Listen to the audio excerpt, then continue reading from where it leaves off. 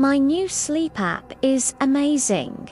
It tracks everything: my REM cycles, heart rate, even my breathing. The first night, it picked up some strange audio. A second set of breaths, rhythmic and deep, right next to me. I figured it was just my boyfriend, a notorious snorer. But the next night, he was out of town and the app recorded it again. Same deep, rhythmic breathing.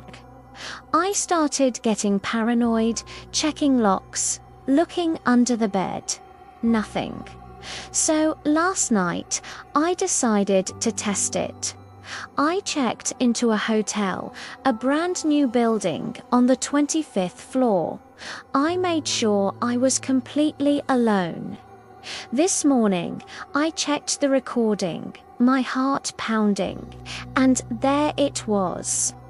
That same familiar breathing, clear as day. I almost threw my phone, but then I saw the note from the app developers at the bottom of the screen. New feature: our advanced audio AI can now reconstruct the breathing patterns of the previous guest who slept in your bed.